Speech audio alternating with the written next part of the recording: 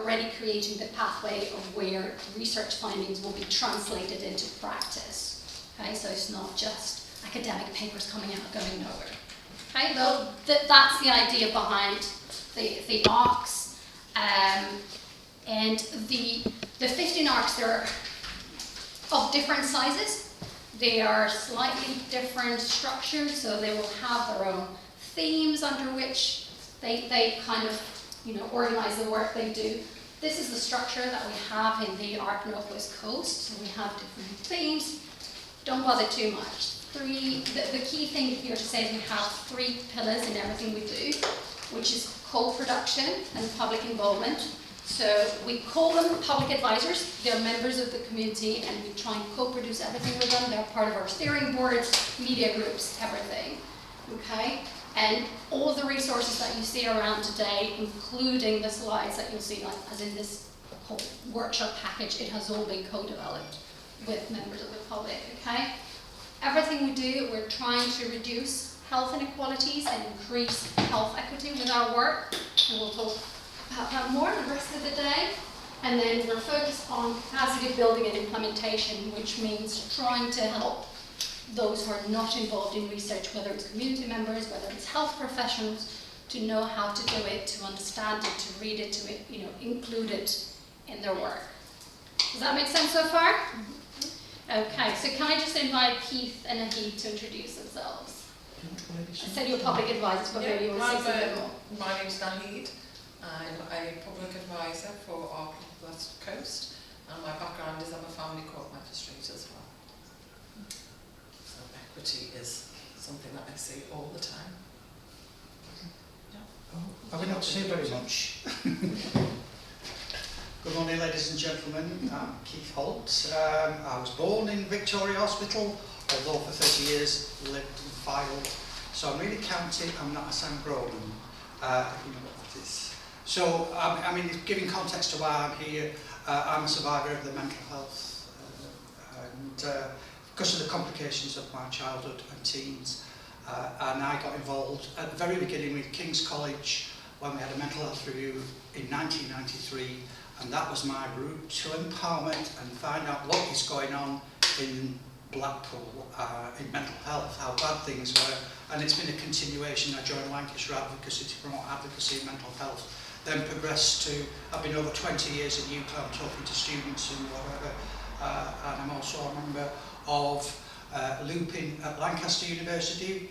In fact, I was there at the beginning, which is clinical psychology, public involvement, and I'm also a member of Alexi at Liverpool University, which again is clinical psychology. I've been there since the beginning and I've been involved with Lancashire, well now Lancashire, South Cumbria, NHS, used to be Lancashire Care. So I think I've put a little bit back into things, but it's not necessarily been my OCD, it's something I'm concerned about and changing things for the better. Yeah, okay, thank you. Thank you, sir. And so my name is Katerina. I am an academic. I'm officially based at Lancaster University. And my contract says researcher, but I actually have a weird role, which is called Lead for Health Equity Mainstreaming Strategy.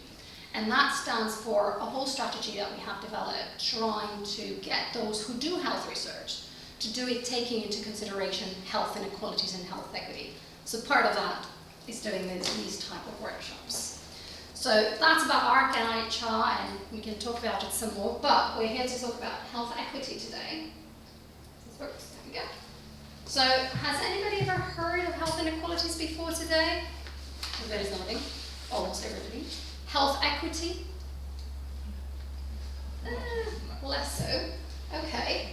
So for those of you who have heard things around health inequalities or equity before, what other words, synonyms have you heard being used around that? Just shout out words. Disadvantage. Disadvantage? Marginalised. North-south divide. Sorry? North-south divide. North-south divide, yes. Any more? Postcode lottery. Postcode lottery? Yeah. So, and we'll explain what all of these mean, don't worry. So, if we start with this, has anybody seen this picture before? Yeah. Okay. So each column represents one of these terms, but they are not in the right order. So if I show you the first column, which one of the words do you say fits? What does this represent of all 4 terms? Reality. Yeah, perfect. What about the second one? I would go liberation. Liberation, you say? Anybody else? Equality, because you're equal. Yeah. Equality. Yeah, equality, exactly, because everyone's getting the exact same type of support, independent of their height. Okay, and what about the third one? That is liberation, isn't it? Yeah. Or equity. Equity. Because the box is lifting them up. Give it extra book, so he can see them. So what does that tell us? What's the difference between equity and equality? So it's not necessarily equal, but you're giving the people who need the extra help some extra help. Exactly. So you're responding to need. You're not just blank out. Here's a box. Okay. And then last one. Why is that the liberation one? Because there isn't a fence. Exactly. Just realise something. Hang on a minute. Which one is it, the female, or is it the female in shorts? Does it matter? Well, it does to me, because as being a feminist, those sort of things also. But this is not about gender. No, well, no. So, and it's not representative of every ethnicity or every situation either. Okay, let's do one more. So those are your right answers. Let's do this one. Same thing again. So which is the first one? Inequality. Yeah. Mm-hmm. Second? Equality. Yes. Third? Equity. Last? Liberation. Yes, exactly. So that's the key thing, right? Equality mean we're giving everybody the same, addressing inequality. Actually, promoting equity means we're responding to need. Liberation means we don't even need to give people something because we're taking away the barriers, we're taking away the issues. Okay? Actually, I gave it away because I was going to ask you that. What's the difference between the two? I forgot I had that slide in. But yeah, that's the idea. So when we're talking about addressing inequality and promoting equity, don't just think, what do we need to give people? What support do they need? Also think, where are the barriers? Some of you were in a workshop, we talked about barriers and facilitators, okay? So it's about removing barriers. It's not only about providing facilitators, okay? All right. So, in essence, what you can tell is not everybody starts from the same point, do they, in reality? Some are higher up because they were lucky, they just happened to be born in that situation. Some barely have support, and some actually are negatively impacted before they even start life. Yeah? So, what the fence that's removed at the end for liberation, what could we say that stands for in real life? The barrier. Mm-hmm. Barriers are broken down, aren't they? Mm-hmm. So it's all those social structures that we have that create barriers and issues for people, okay? And whose responsibility is it to remove that? The public sector. Anyone else? I think it's a mixture. From my point of view, I think it stems also from the community because we're hands-on with it. We can see it better. Well, the two working together. Or the two working together, yeah, but certainly not one or the other. Exactly. So it's everyone's responsibility, okay? Everyone is in the game. So a lot of the times when we talk about what can we do about health inequality, people say, this is too big, it's for the government to sort out. I hope that by the end of the day, you know there's things you can do yourselves. It doesn't mean you can solve the issue for the world, but it doesn't mean you're powerless, okay? Can I just say, Yeah. in terms of determinants of health, that chap on top of the wobbly pile of boxes is quite likely to end up in hospital. Yeah, but it's okay, because he'll have help. He's the Oh, this lucky is one, true. you know? Yeah. He can access, he will Private. lose his job if he goes to a hospital, and that's the whole idea with Just saying. the game you were playing before, for those Yeah. of you who play the scenarios with the snakes and ladders. That's what the scenarios show you, that you know, you can have like a little thing happen in your life and suddenly you're so far behind, or you're just a lucky person who has access to hospital's lottery and everything's going perfect just by sheer luck. Okay? All right. So you also mentioned the word terms before. So why do you think we have so many terms? So we talk about inequalities, we talk about equity, we talk about justice, we talk about marginalization. Why do we need so many terms?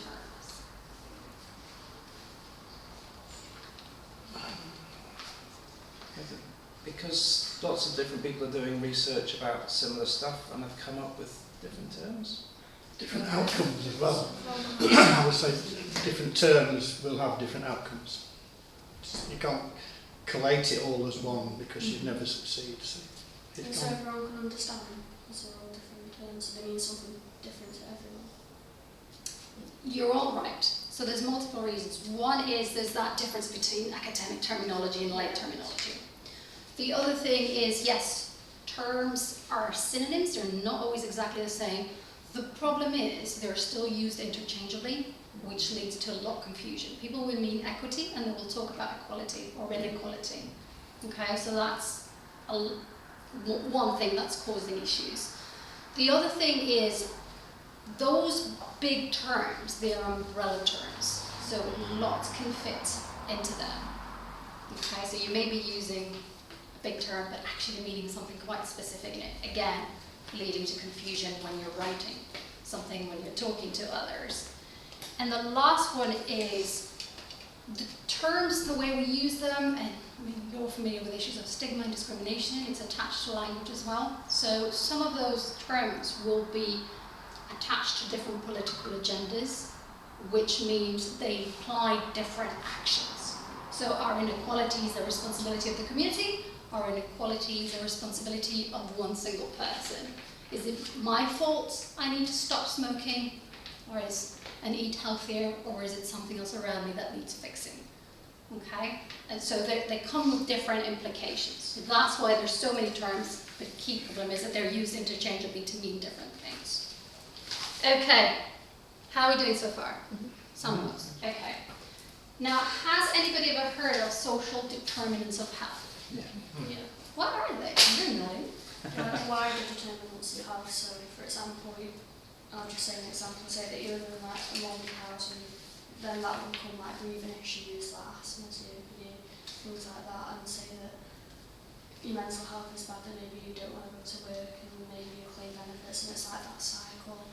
Mm-hmm. Yeah, people agree? Everything is on the top of that board. Exactly. So one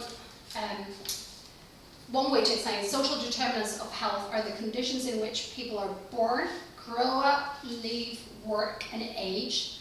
And these conditions influence a person's opportunity to be healthy, the risk of getting ill, and how long they can expect to live a healthy living as well.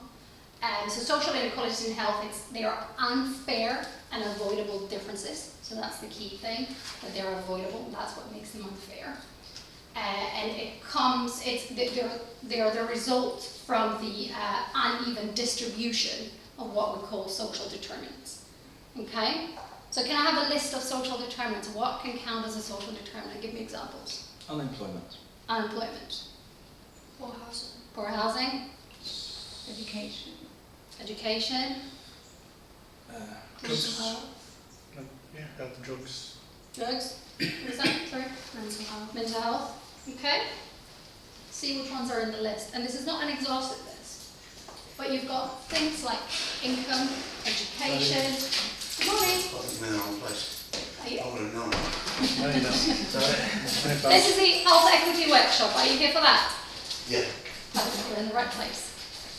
There's plenty of chairs here. If you want to join us, there's plenty of chairs. You'd rather Okay, dance. you want to sit in the back? Okay. That's it. Okay. So health determinants, you've got the typical ones that get named, they're socioeconomic education ones. Okay, you'll hear those often. But then you also have your gender inequity, okay? Ethnicity, food insecurity. So it's not just money poverty, okay? Access to housing and how that is. Early childhood experiences, I know they were mentioned yesterday in a meeting. social support. Do you have people around you? Do you trust your neighbours? Okay. Crime rates. What if I'm in a lovely place but I don't trust to leave my house and go out for a walk? Okay.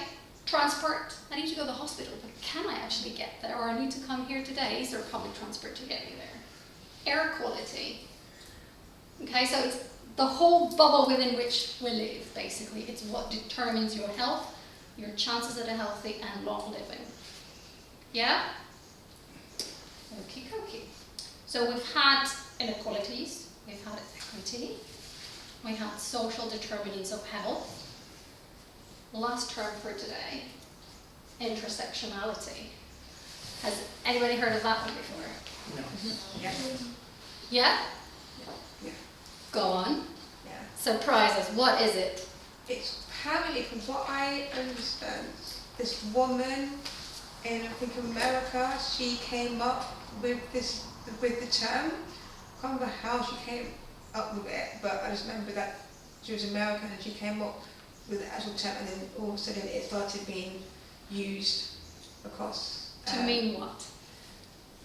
Basically covering a range of things, 'cause like I said, all the stuff on that, the gender, the race, because what tends to happen is normally when you stigmatise or discriminate, if I think of it as the Equality Act, if you think of it, the Equality Act, where so much different things come under, when we say we discriminate against someone, but you've got disabilities, you've got all things, so to use this term to show that there's more than one thing, from what I understand, can be based on a person or something. That's all I remember.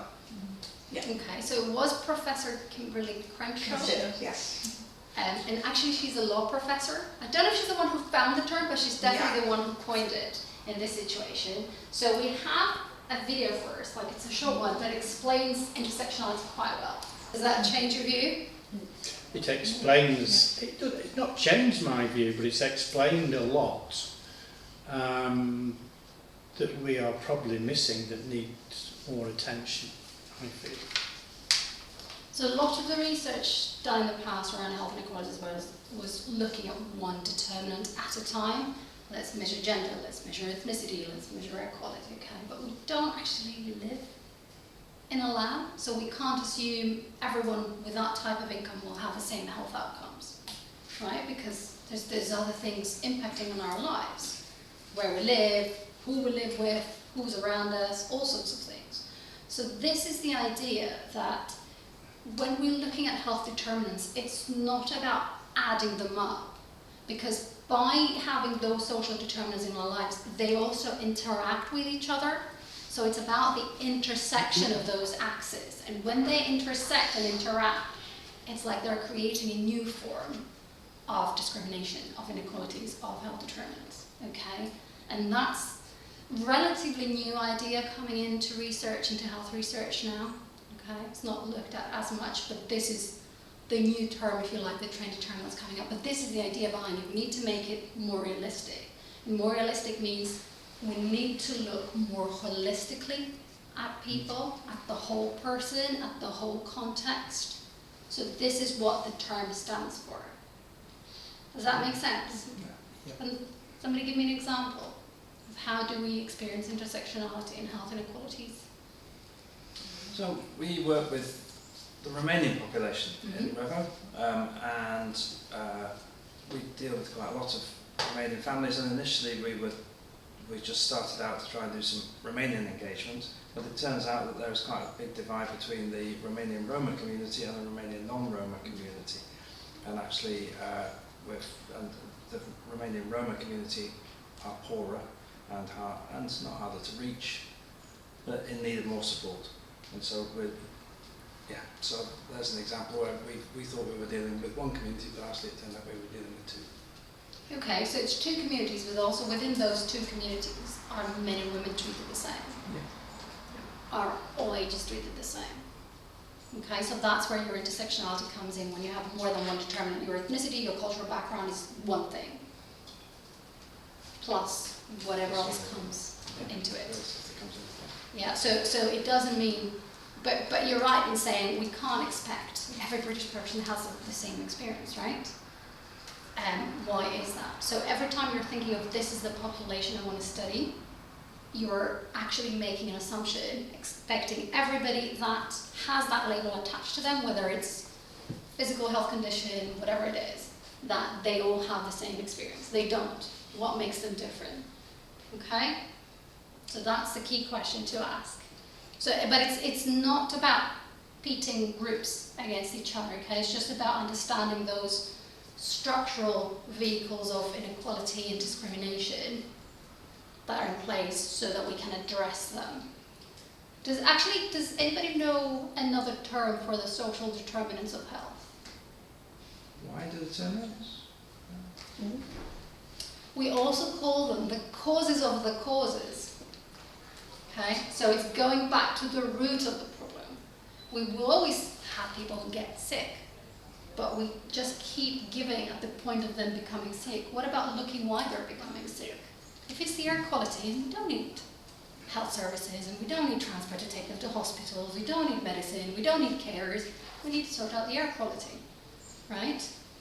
So it doesn't mean we need to stop that completely, but that will only, like there's usually a picture of people used for that, which is like a river with people falling in the river and flowing along, and then at the very end you just have to catch them to take them out. But actually, why do they even fall in the river? Yeah. It's like That's what you need to Plato start. is written finding the root cause. Exactly.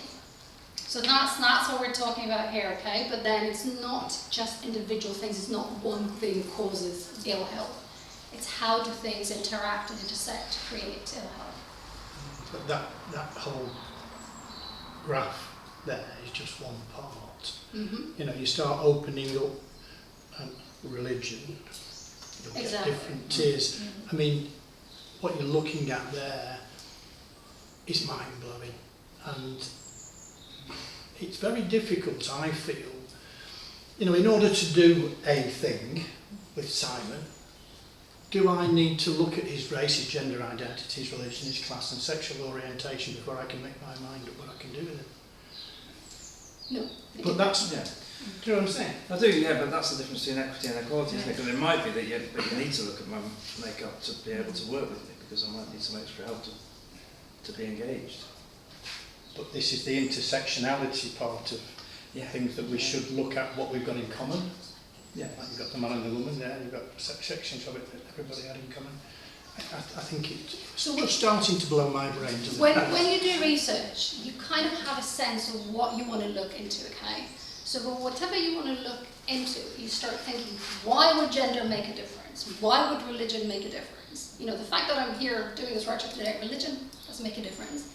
But maybe gender does if my University of the Ark didn't recruit women to do this or didn't allow women to do this. You know, so you have to start checking your assumptions. Why would it make, could it make a difference? And then look into it. It won't be that everything matters, No, okay. or that you, because also you can never do a research project where you suddenly study everything under the sun. That's right? what I'm saying. Yeah, but it's a different thing when you do a study to say, I studied gender, this is what I found, this is what we put in practice, and a different thing to say, I studied gender, but this is what I found, but within the whole context, which I couldn't obviously do in this research, this is what it could mean. You're suddenly making different recommendations for practice, rather than saying it's a direct linear or causal thing from here to there, versus this is the part that I look, but we have to look at the rest of it as well. Okay, so that's why we don't tend to take one research study and directly apply it in practice. It's going to be more before and after. And even if we need to, we did with COVID, very quickly put something into practice. There's a cycle there where you keep reviewing, you keep testing, you keep changing, you keep amending. That cycle doesn't stop. This is part of what we talked about yesterday, wasn't it? Exactly. With age groups and Exactly. moving on and all of that. But this is also, just to be clear, this is not about people's identity, okay? No. This is about structures and how the structures create a vehicle for vulnerability, if you like, okay? That's where the isms come. The fact that I'm female doesn't make a difference. If I'm in a place where I'm being discriminated, that's what's making the difference, okay? Definitely. Questions?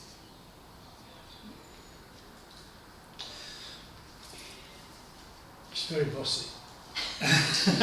She's in charge. She's allowed to be bossy. So if we were doing some research and you needed to take into account intersectionality, that it makes the research, and this isn't really a question, it's more of a thought process, but something like religion or class can be subdivided and subdivided and subdivided. And so that means that the adjustments you're going to have to make sure you've got equity could be very complicated. But life is complicated. Yeah. But that's where it comes to talking to people on the ground, talking to your communities, talking to your patients. Where are their realities? And try to find, you will always have what we call outliers. So single people who have slightly, for whatever reason, they have slightly different experiences than others or different outcomes. Okay? But still you can see groupings being formed.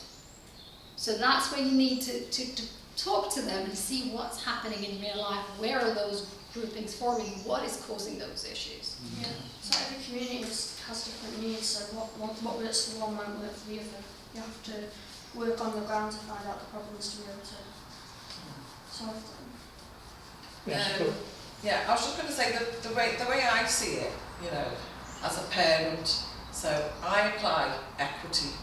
I believe equity starts in the home, and especially if you're a parent and you've got children, that's where equity starts, because you get told that all your children are equal and you love them all. But to get to equity and to develop those children, you can't, even though you love them all, you can't treat them all the same. You have to treat, I have 4 children, so I have to treat each child differently so they can acquire what they need. So the end result is is the same. According to the needs, isn't it? According to their needs. So I've got 4 children, but one of them is special needs. So in effect, the inequality has already started. Yeah. There's no way I can, she has to be treated differently. But in order to make sure she can achieve, if not equal, but the same things or similar things to what her siblings have, I have to put in place something. So she is a female and she has got, to her brother or her sister, and her academia will be different. But if I, for example, give her a tutor, I'm doing this, doing that, then it means that the outcome of where she's going to turn out is still going to be at least on a similar level to what her siblings are.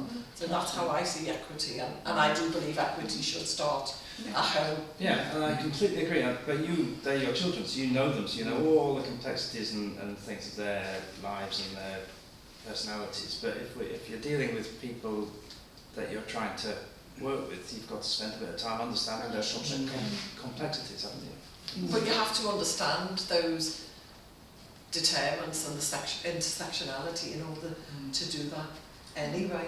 Even your children, you don't necessarily know them.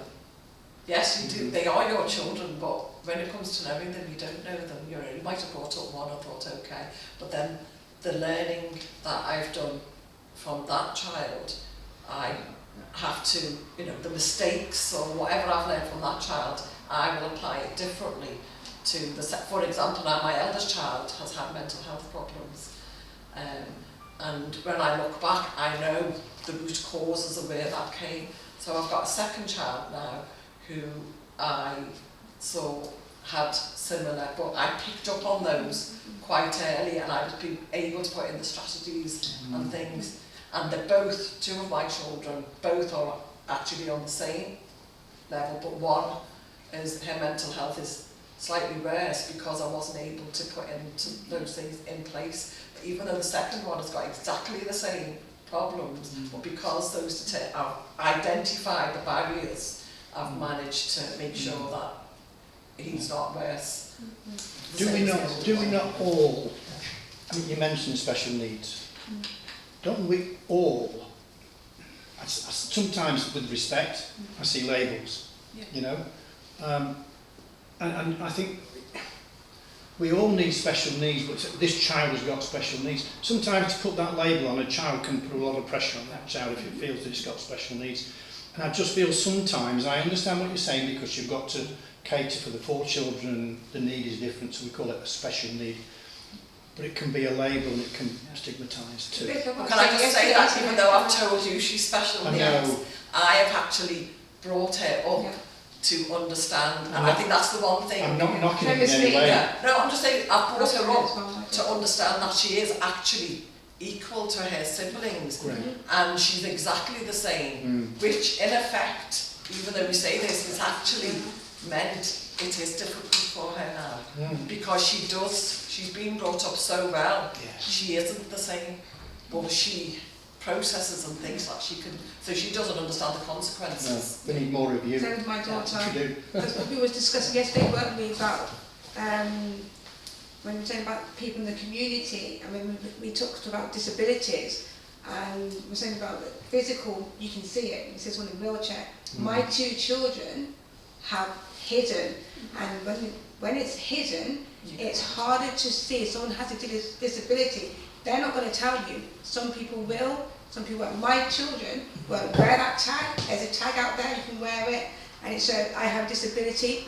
They're not wearing it. No, but My your daughter, I met your daughter. Yeah, but And now, at the end of the this day, is where the problem lies. she doesn't have any issues as far as I'm So- concerned. No, not her, no, my other one. All right. But if you saw her, like when I describe people, you met my other daughter, and you would not tell that she has special needs. And this is why it's very difficult, especially when you're dealing with people with disabilities. Because, for example, I describe my daughter, and people go, oh, where's she at? She's at college. She works at the tower. People think I'm talking about her. I'm like, no, I'm talking about my other daughter. And then they meet her and they go, so which one's special needs? I was like, that's exactly my point. Like, I've done what you've done.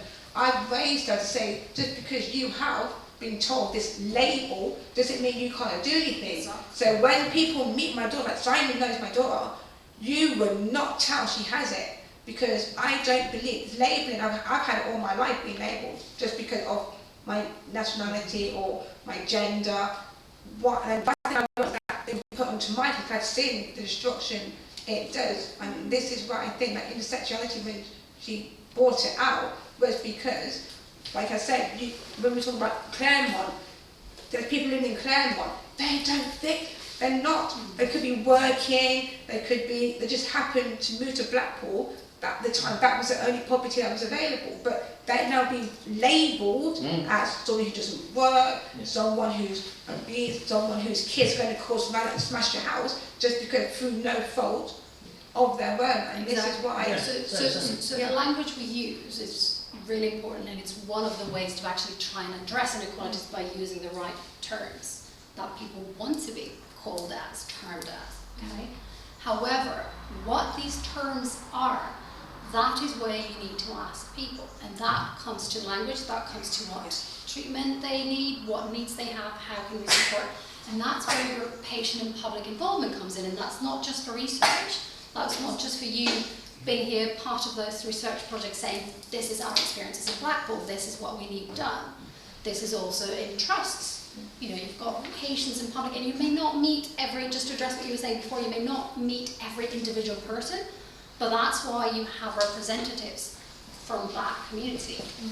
And just to give you a hint, one of the things that we see very often with research when we talk about, okay, do research, but taking into consideration health inequalities, we'll say, we always have to have patient and public involvement in that project, right? So people will say, yes, I'm researching cancer, I've involved people with cancer experiences, whether it's carers, patients. Great. What are the health inequalities that are of interest here? And are the patients and public that you've involved people with experience of those health inequalities? So it's not just experience of the medical condition, it's experience of those health inequalities. But that's where your patient and public involvement comes in. But we are continuously progressing. I had my first breakdown in 1976. Nobody would have asked me what I thought about services. The psychiatrist was God.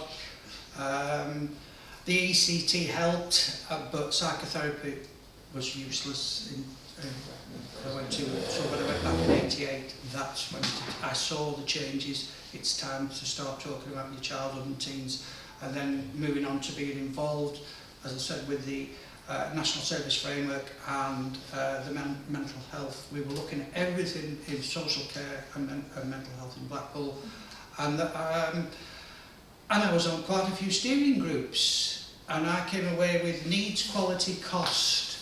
But you could shift that all around because you're trying to suit so many people within that. And I saw what went on in the background with being in steering groups.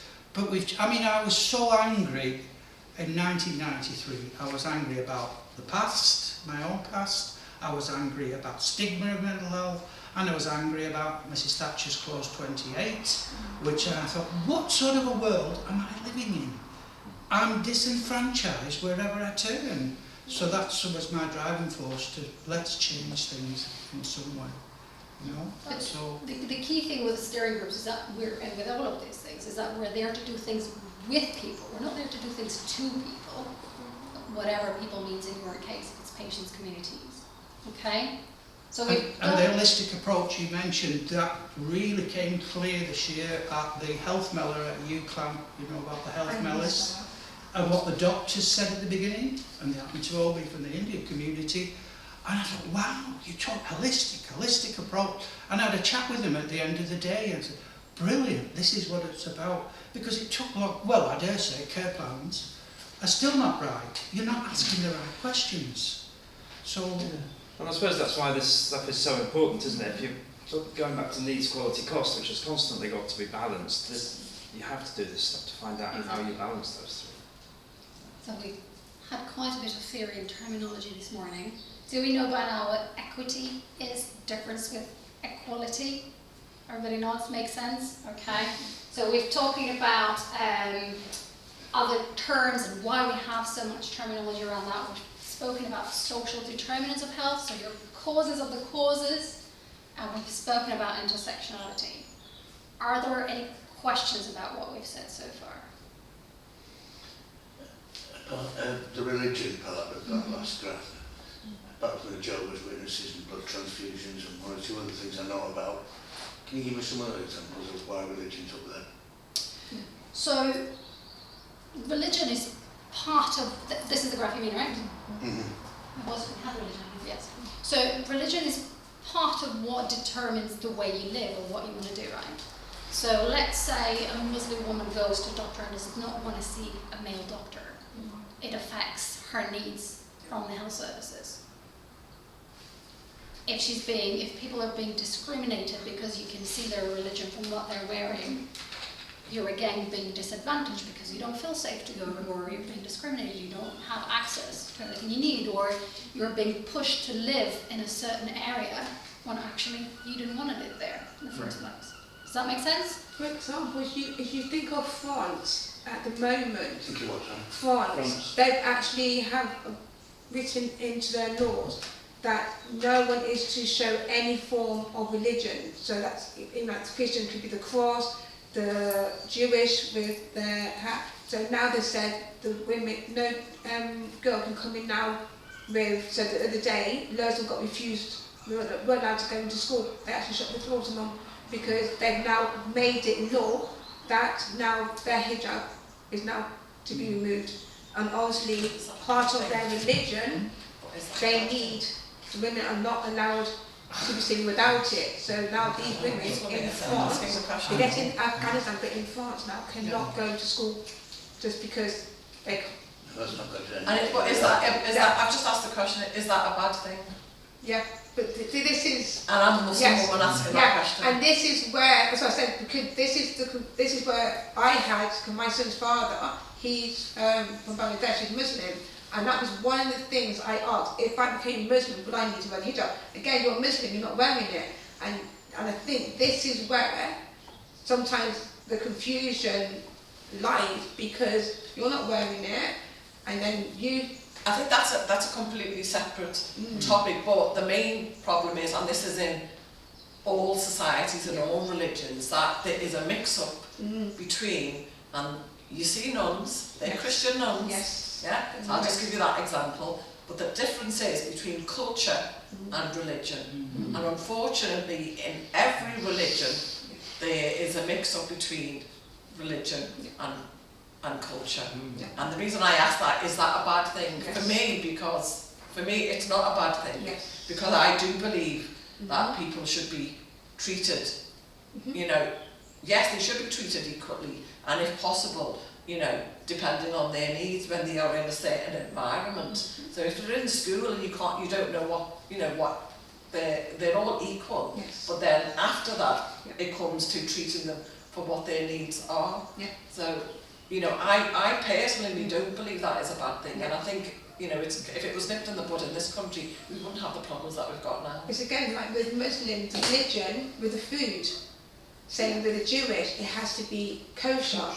So when I was doing my business, I had, if I'm going to have different people coming with catering for dietary requirements, you have to cater for their needs. Yes, everyone's getting food, but still, I can't have some of my, you know, people saying, I'm sorry, you can't eat because I Well, again, that comes down to culture, and I don't want to really take over that, but No. for example, I'll give you an example. My daughter was on a plane, she went to blah blah wherever, and you know, the only thing that was available was chicken sandwiches, right? So religion says if you are starving and there's nothing available, even if it isn't kosher, you are allowed to have those chicken sandwiches. You are even allowed to cut up a pig if you're in the desert and eat a pig.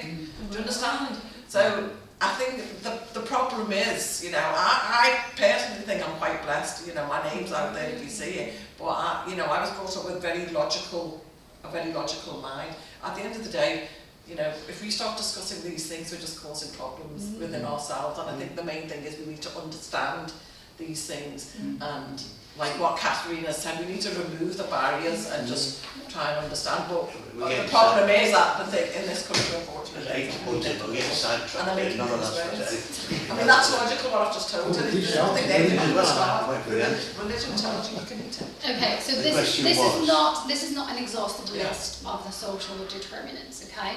There's religion, there's ethnicity, all those things play a role. This is just a graph to indicate how it all links and intersects with each other.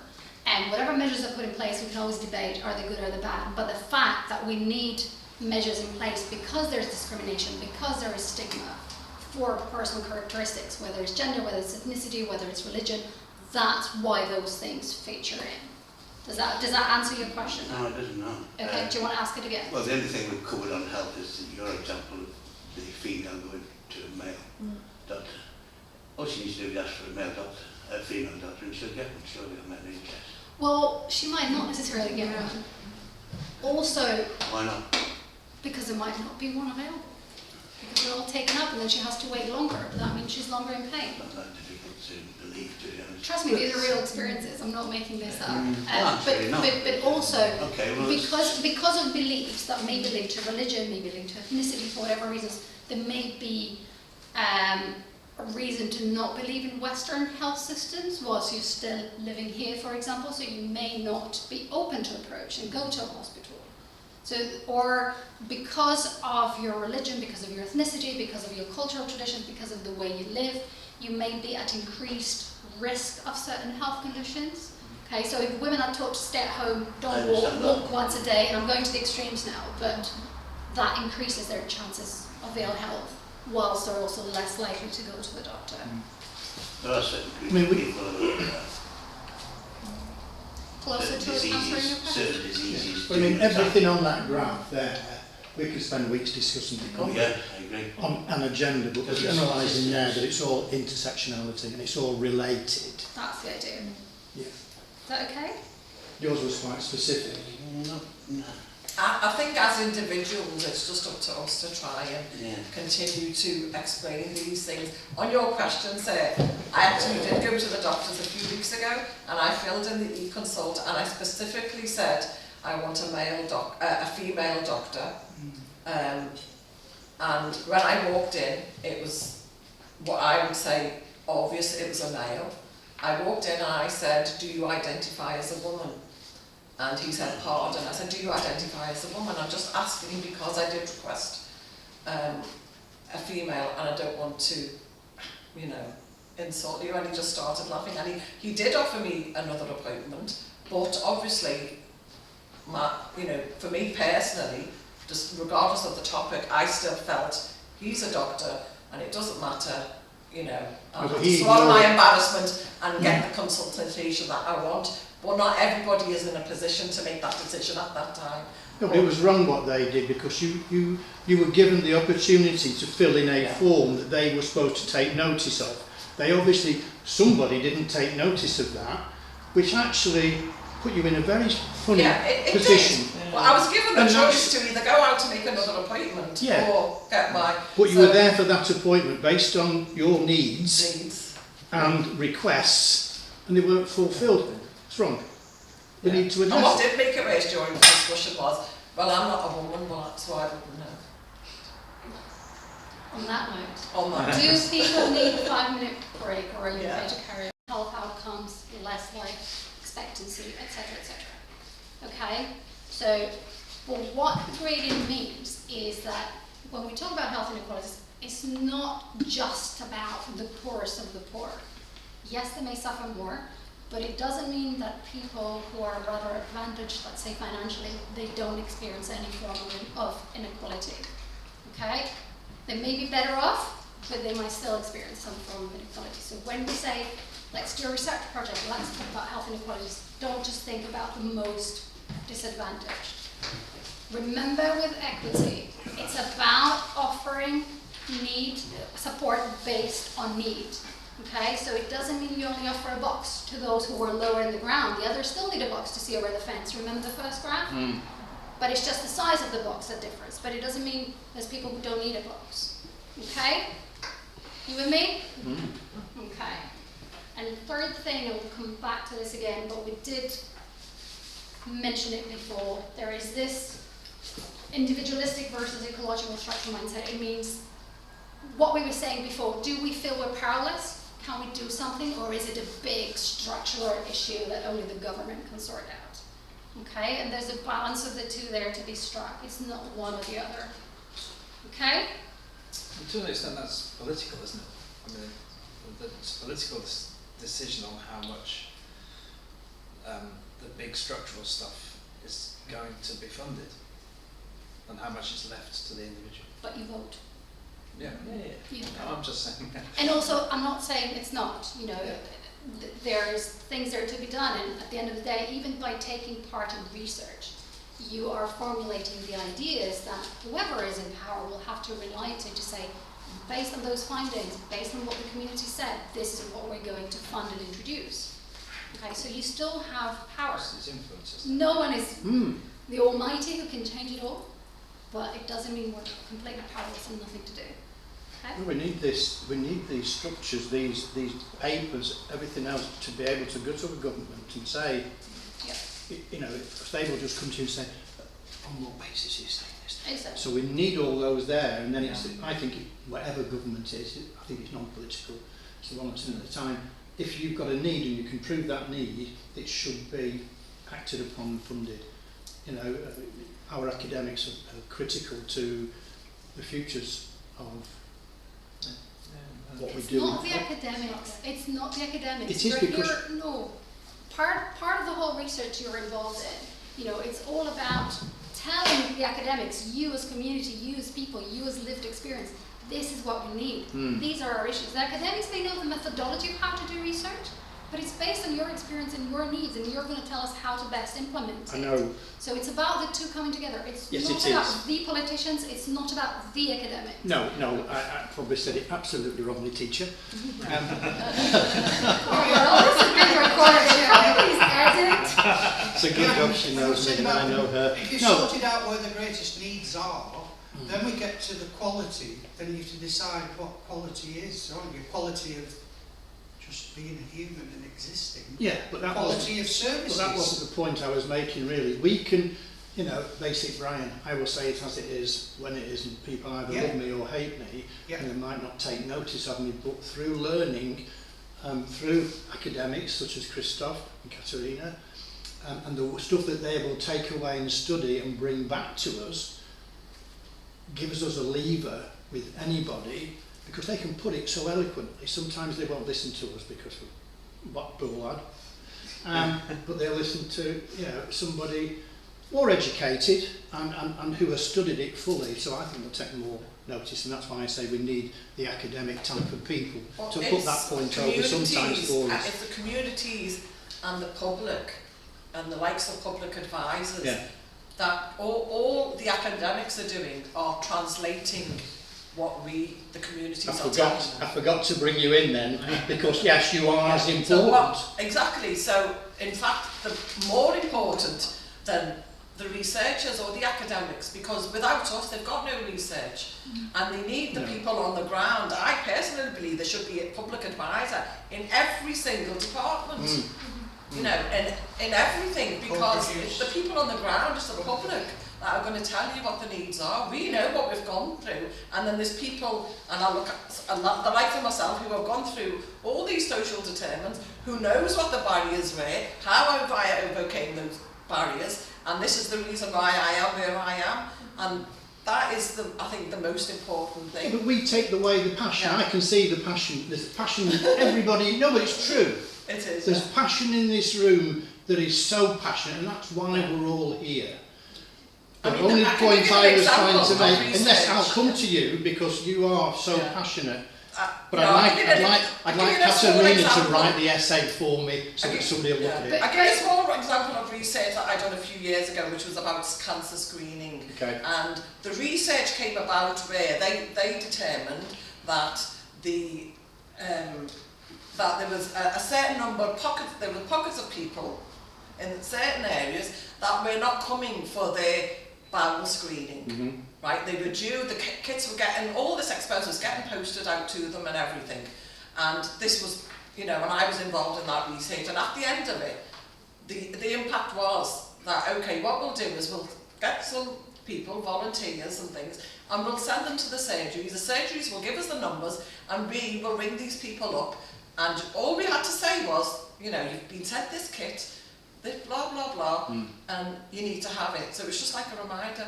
So it increased from, in one particular surgery, from that list of 500 people who hadn't had theirs, just from the phone calls, 350 turned up. Amazing. And they sent them out. And So that's a simple example of Yeah. Quickly, just an research. example. I'm involved with social prescribing at UCLan and your university. We will. But let's see what comes out of this, if it really is value for money social prescribing, because if you've no resources in the community, there's nothing there for you, what can you do then? No, I know, but I do have a lot of experience with social prescribers in the field that I'm in, and I have to say the ones I work with are brilliant. They really care, they send us a lot of people. We work very closely with them. They're doing really well in Blackpool, as far as I can see. Oh, I will So report that. what are you saying, you know, the teachers, the academics, they know, the doctor knows, the psychiatrist knows best. These are the power dynamics we used to have, and what we realise is they're not working. What's coming out of it is not getting people healthier, so we need to change that, and that's where the challenges come in. That's where patient and public involvement is increasing and coming in. And it's not just coming in as a tick box, or it shouldn't. No. It still comes in as a tick box in lots of situations, which is what we're trying to challenge, and we will come back to that, okay? But that's exactly what we're trying to do. If this is your lived experience, then you're the expert, full stop. Somebody else can have the methodology, somebody else can know what meds you need to take, but you know to tell them, Oh, this no, is that- what I experienced, this is what I did. I said it in the wrong context. I got it totally wrong. No, I'm it's just checking the I was answer. going to say, it's not like you better. Yeah. Have you seen any articles about oximetry, you know, that thing you put on your finger to measure oxygen, which was quite rampant during COVID? Yeah. Yeah, so they now found that that thing, actually, when they did research of, okay, you put on your finger and measures your oxygen, brilliant. Most of it was done with middle-class white people. Turns out if your skin is darker, actually it doesn't calibrate quite right. Just found it. So, you know, again, that's a type of discrimination. It's not somebody doing it, but it's that, remember, it's a structure. So when you have research and you say, well, I did this with this population, therefore it applies to the whole lot. It might not. Okay? And that's where things come into check your assumptions. What might play in that case? What might make a difference? Religion might not make a difference in that case. You're measuring oxygen, right? But skin color might. Okay? One more example, anybody? Of health inequalities you've experienced or you know someone else experienced? I've seen an article recently, a few days ago, I cannot remember the details, but it was about medical students, 18, 19, 20.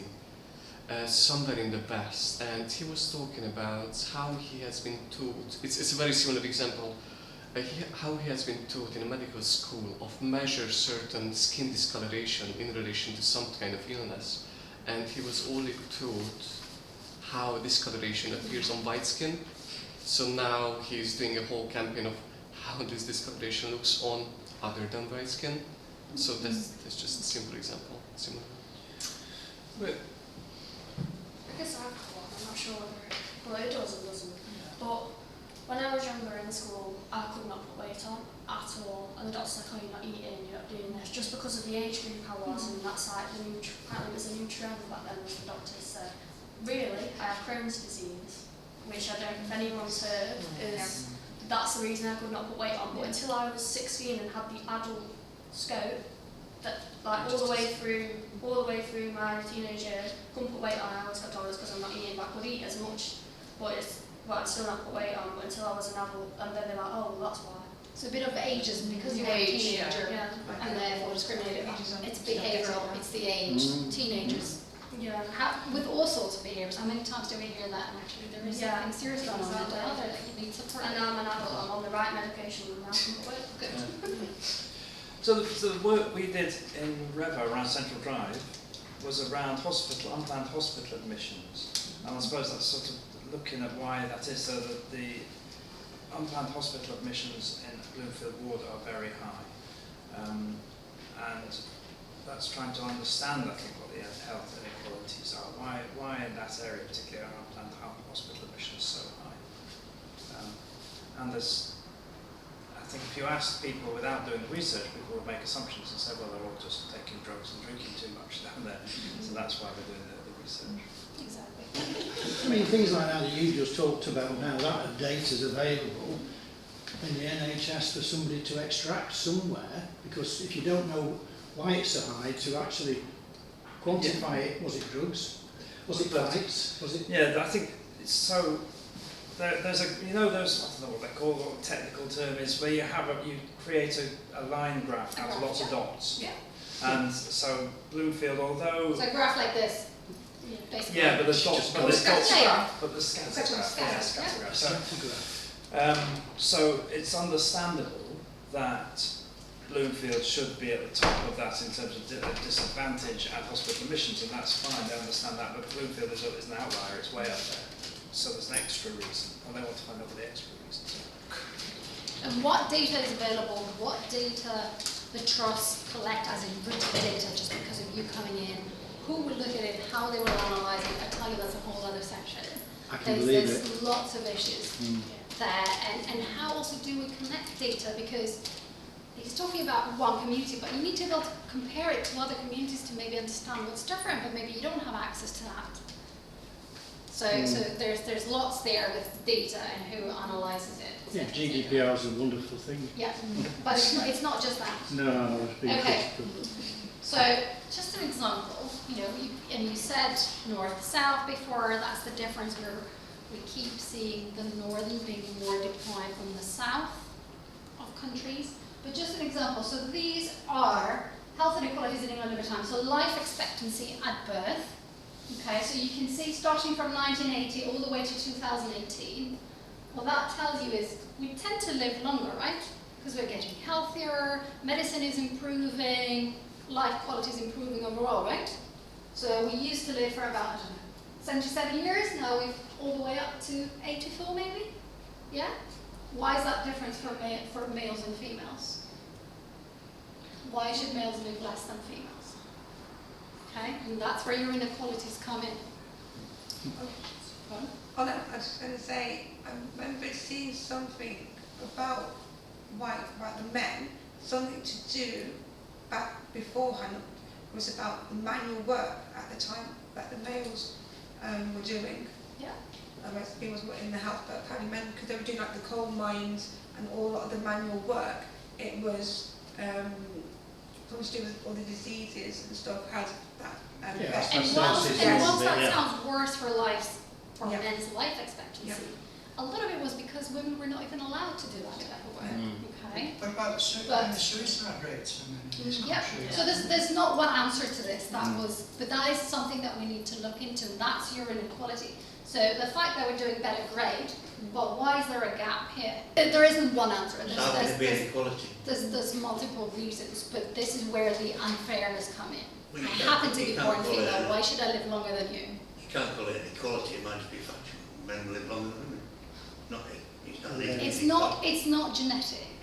So it's I don't know, not. what is the answer? Nobody knows what the answer is, do they? No, there is plenty of research with lots of answers, and that's why. And it's the different, like your colleague was saying before, all about the type of work that they do, all about the accidents they have, the suicide rates. Why should men and women commit suicide more or less than each other?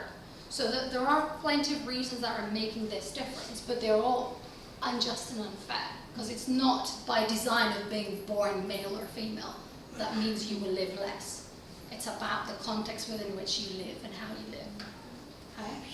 I'm sorry, if you don't know the answer, you can't call it an inequality. Well, it is inequality. I mean, Blackpool, It's a fact that it's unequal. it is, and that's why it's, I mean, inequality because it's not equal. So inequality, I know you came in a bit late, so inequality basically means a difference. I know what it Okay. means, yeah. So there's a difference there. The question is, why? When we're talking about inequity, that's what means the difference, that inequality, that difference is unfair, is unjust, it's socially caused, it's caused by the structures in which we live in, by the social determinants, and not by the fact of being born who you happen to be. I'd like to ask the BBC, why did they drop making comparisons between Fleetwood and Bolton? Because I was shocked when I saw the national news and that's what they were doing. And then it just dropped completely. So I thought perhaps there's not enough problems in Fleetwood. I mean, if you live in Bolton, it's quite posh, isn't it? So if you No, live in a certain area, it's absolutely not. I lived in Bolton for a long time. Yes, there are a bit of a, I think we're digressing anyway, but at the end of the day, there are pockets in every town and village. Yeah, St Albans has its problems. Absolutely, St Albans. Yeah, St Albans Road. Okay, so just another example. Again, you have life expectancy, life expectancy, and then healthy life expectancy for females and for males. And you can still see we've got that gender gap that we saw before. But now you also have England, Cumbria, Lancashire, Blackburn with Darwen, and Blackpool means to compare. And Blackpool has the lowest life expectancy, the lowest healthy life expectancy for both females and males compared to the other means. So England means 83.4 years of life expectancy for females, but it's 79.5 in Blackpool. So just because you happen to be born here, you're likely to live less. How is that fair? Okay, and that's where your structures and your social determinants come in. That's just a numbers way to indicate that inequality, make clear 79. how big the differences are. You may have also seen there's lots of like maps of train stops or bus stops, and you can see the differences in healthy life expectancy Yeah, they do. by postcode. That's where the postcode lottery term Keith was using it before. Just by the chance of being born in a certain postcode rather than 3 blocks down the road, you are likely to live less. Okay? Yeah, my brother just lives and he's not happy that his postcode is the same as Grange Park. So he's not happy about that at all. But you know, it's not, you know, we do, Blackpool, it's difficult. You put those on there and you said Blackpool's the least. But at the end of the day, Blackpool isn't the problem. It's not the town that's the problem. Blackpool is a very transient town. A lot of people come to Blackpool because of the sea air. And that. Yeah. Speak for yourselves. No, because I had 9 years No, I'm at a day kidding. centre on Dixon No, Road. you need to and get I to know me. talked to that No, many people. but at the end of the Why day- do you come to Blackpool? No, I know. But at the end of the day, it's there's a lot of determinants that Blackpool has that can justify those numbers. You know, England as a whole, Cumbria, lovely place to live. No wonder you live longer, less stress. Lancashire, it's not far off the same. Blame it on the sea air. I think it's Blackpool with its transient population, and it's massively transient, and also, besides transient, it's a massive holiday resort where people do get hammered, and the drugs are a lot higher in Blackpool, and all sorts of other determinants in Blackpool that do that. It's not that Blackpool's unhealthy, it's what happens in Blackpool. At a meeting in St Albans with the people dealing with drugs, Yes. and I asked them about the transient bit, and their reply to that was, it's another generation, so the generation that's here are teaching the next generation all the negatives and everything. Bloody hell, I've seen enough of that in my neighbourhood, I'll tell you, and that's the truth. And the police said that to me as well with antisocial behaviour. Another generation are passing it on and passing it on. They so are. what do we? Mr Cameron's going to sort out a problem families, isn't he? But that all disappeared. Yeah. I think. So there's lots the of whole idea here, though, is that you can compare different neighbourhoods within Blackpool, and there might be a difference. You can compare Blackpool to England or other areas, and there seems to be a difference. You can compare north to south, and there seems to be a difference. You can compare coastal to mainland, and there seems to be a difference. So that raises question: why is there that difference? What causes that difference? Why are people living less, having worse health outcomes, increased risk of getting ill, whatever that illness may be, in certain areas rather than in others? And that's where research comes in. Are they bringing the illness? That's where we're looking at the answers so that you can then make recommendations for practice. This is what the government needs to fund. This is what we need to change. This is what the community needs. Okay? And when you raise those questions, that's where your social determinants come in. As you said, what is it that's causing that in the environment? It's not necessarily Blackpool. It's the structures and how we live it. The structures that are in place in that. Exactly. Absolutely. So that's where research comes in. And it will unlikely be that this whole difference is caused by one single thing. No. Okay? I'm So very that's, protective but of that's, that. but that's where research comes in. That's where intersectionality comes in. But it's just about being critical, asking those questions. We're seeing that difference. We've been measuring those health inequalities for ages now. This is not news. The numbers may change slightly, but this is since 1950s and not before. So why are we not improving? If we know there's a difference, we're doing the research, why are we not doing better? Okay, so it's about being critical, about challenging, about seeing where the differences are. But we all critique things that are in Blackpool. There's that many. Do you know there's over 500 groups? Like we have groups. There's 500 groups in Blackpool. And none of us really seem to be able to get to the bottom of this problem that we've got there on the bottom row. And I don't know. Is research going to cure that?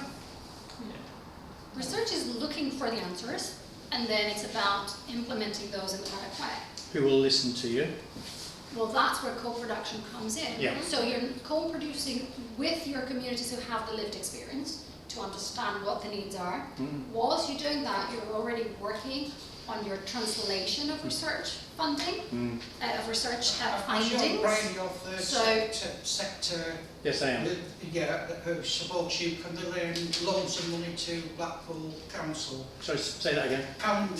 Who's supporting your group loan money to Blackpool Council because they've got nothing, have they really? Blackpool Council? They got all this money Blackpool from... Council are one of the most supportive people that I've got within my group, but I've also got two independent funders who are phenomenal. So but that's different. But it comes down to working together, finding out what works, testing it works, and going right. This is good practice for this area. It worked.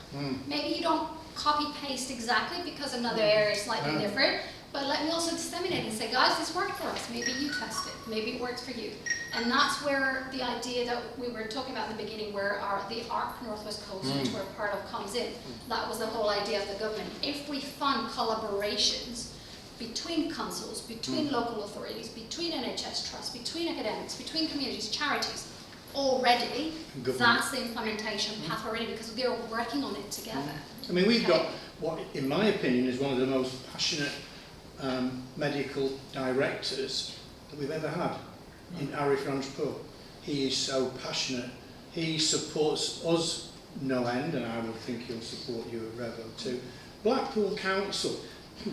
People look at Blackpool Council as a political thing. Forget that.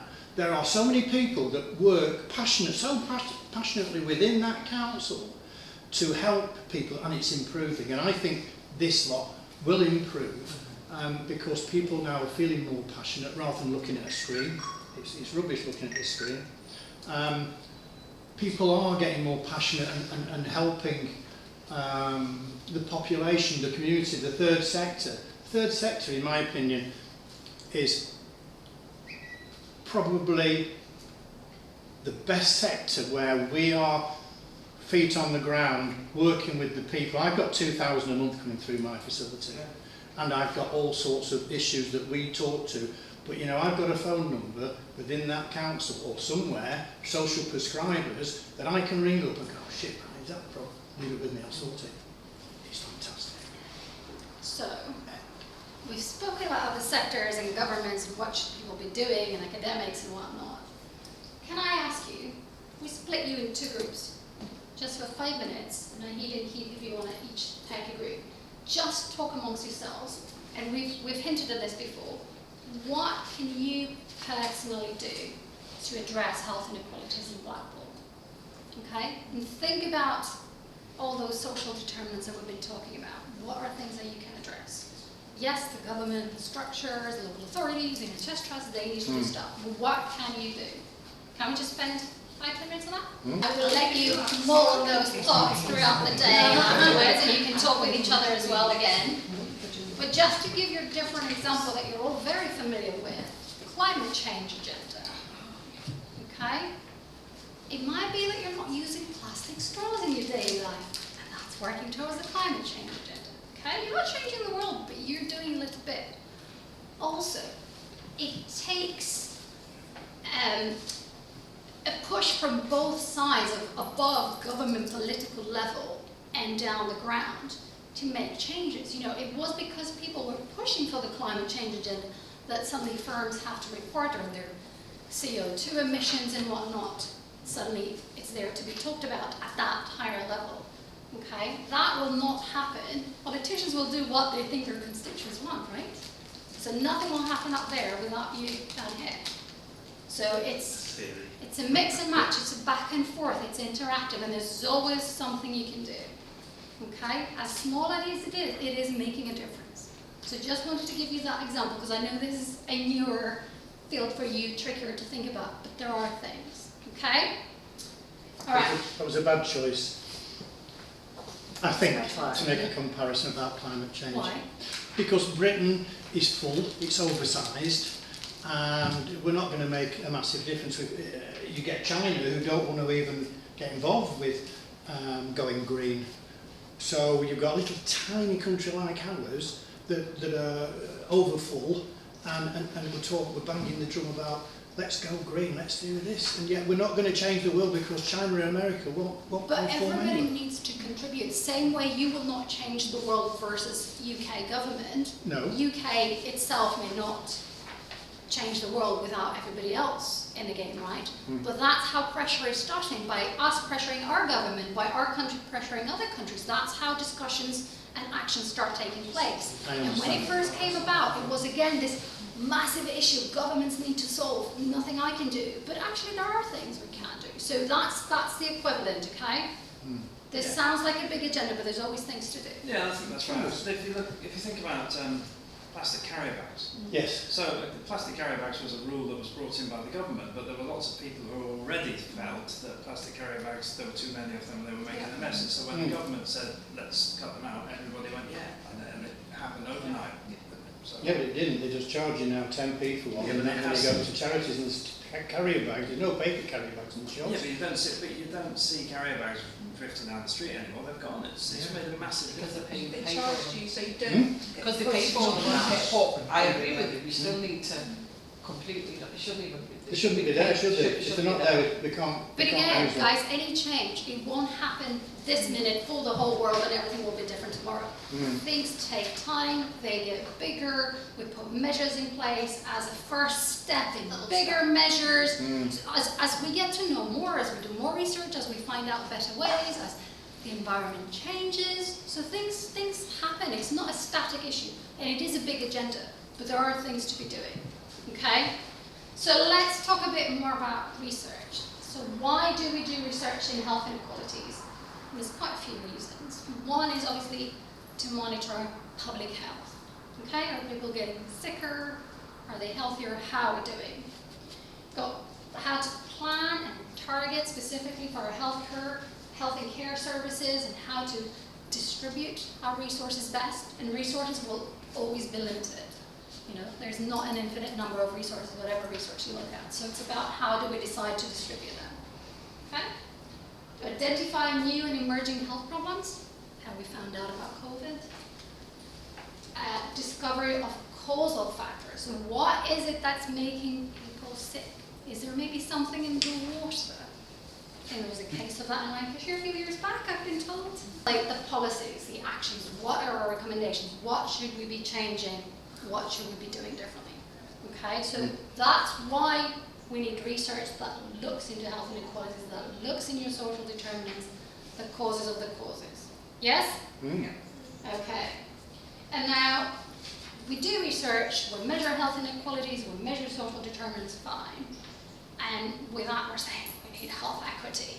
We need to reduce health inequalities, but we need to practice what we preach. And that's where your patient and public involvement comes back in, okay? You need equity in the team and how we do things as well. So for us, one of the key pillars is, and you'll see it on our infographic, which is on our t-shirts as well, we've got two pillars. One is equity, health equity, reducing health inequalities. The other is patient and public involvement in everything that we do, okay? And those power dynamics, there's all sorts of theories and models that explain that. This is just one example, which is called ladder of participation. So you start with manipulation, you know, manipulate things, manipulate people to do the things you want. Go into partnership, yes, this direct involvement and decision making, all the way up to citizen control, and that's what Nahid and Keith were referring to before. So it's the communities, it's the people on the ground, people with lived experience that take control, and then it's the health professionals, the academics, who are on the side to facilitate, to consult, to help. But we empower people with the lived experience to change something in their own lives, in their own areas, in their own health, okay? For their own people. So that's what we were alluding to before when I said we'll be coming back to this. And so you might recall at the very beginning of the morning I said my role is to lead on a health equity mainstreaming strategy, which is all about making equity a consideration that's always there for anyone who's doing health research in ARC and beyond, okay? And part of how we're trying to do that is, or enable people to do that, is we've developed the For Equity web resource, which stands for Focus on Research and Equity. And it's a website you can freely use and access. It has lots of different tabs up there. It has a list of resources, and it's specifically targeted for researchers, okay? In the resources, you'll also be able to find a link to that video on intersectionality we saw in the morning by our colleagues in Sheffield. And it mainly includes the Health Inequalities Assessment Toolkit. And I won't go too long into this, but what we've done is we've created a tool to help researchers ask the right questions when they're doing research at every single stage throughout research. So this is your 5 bits, these are your different steps of research. So first is understanding what it is you want to research, what's the background, then what is your actual research question, focus your research question. How are you going to do it? Design your methods, okay? How are you going to disseminate it? How are you going to create impact with that? Okay, and this is how it looks on the website. Every single of these tabs, tiles that you click comes up with more information, more questions. Think of this, how do you answer that? And there's also a form that can be printed out with the key questions to remind researchers when they go through. And these are not questions that researchers will not ask themselves. I mean, they will always need to ask, what is my research question, what's my background, okay? We just make sure they ask it in a way that they include that health inequalities, health equity lens to the work they're doing. Okay, remember the example we were saying before, Researchers will now tend to involve patients in public. That's kind of standardized until, at least in health research. But do they involve people with lived experience of the health inequalities and the social determinants they're interested in looking at, or is it just a medical condition? Okay?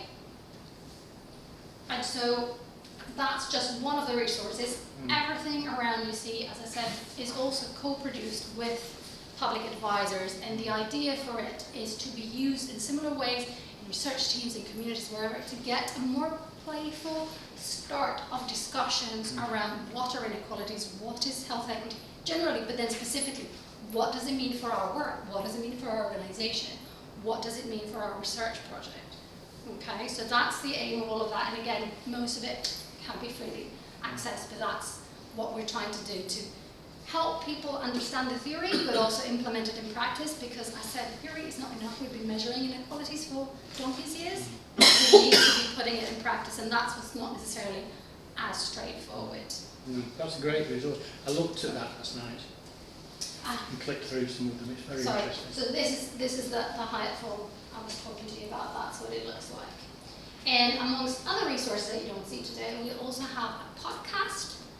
And what we're trying to do with the podcast is to talk about those barriers and facilitators and the practical challenges when doing research, when trying to take health inequalities into consideration. But it's the things that don't necessarily feature in research papers or any other publications that look quite straightforward. We started with we found. This is all about the practical stuff. So we hear about public advisors as well within and beyond the ARC. How do they find taking part in research? What does that really mean for them? Does it mean thousands of emails per day? Does it mean 3 meetings a month? What does it look like? Does it help? Does it not help? Okay?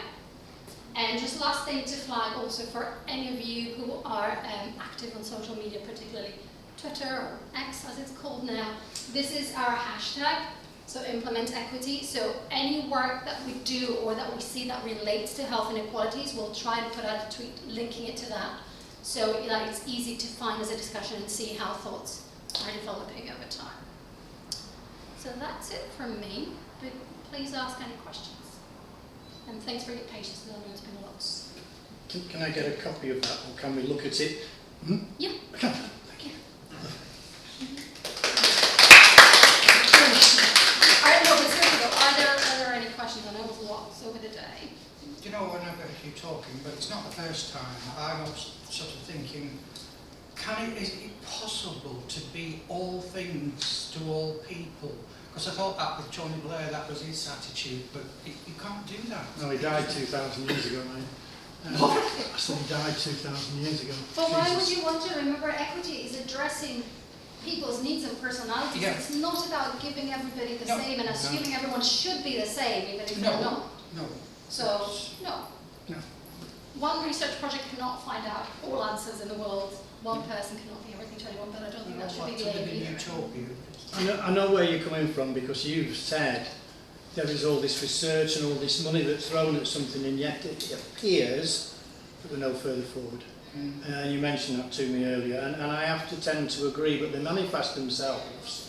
You might cure something, but it might re-manifest itself in a different guise. So things will always change and And yet re-manifest. recently, an ARC meeting, everything that was discussed, I said, we've discussed all this 10 years ago, and you're still discussing the same things.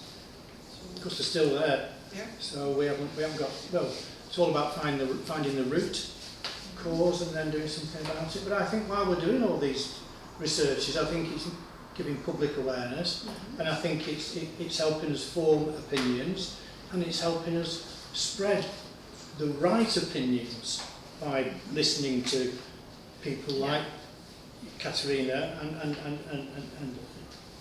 to form educated opinions that will be helpful rather than manifesting gossip. That's absolutely But see, that's one thing you can do. Spread knowledge. Oh, absolutely. For people to understand what inequalities are, how they're experiencing in their lives, what can they do. One of them things being maybe taking part in research one way or another. Maybe just as a participant, you don't even have to lead research. But you're generating thoughts. But that's things to do Yeah. after this meeting. Generate conversations. Exactly. I think that's what you've done Exactly. more than adequately today. So I think there's lunch coming in the room. All three of us are going to be around the rest of the day, so you're more than welcome to play again with the games. Sorry, I interrupted you in the morning. You didn't get a lot of chance. So there's quizzes, there's A to Z cards, there's the snakes and ladders games. There's also some flyers with information there that you can take. Feel free to. We've pre-packed them so you don't miss any. And any questions, please approach any of us anytime. And thank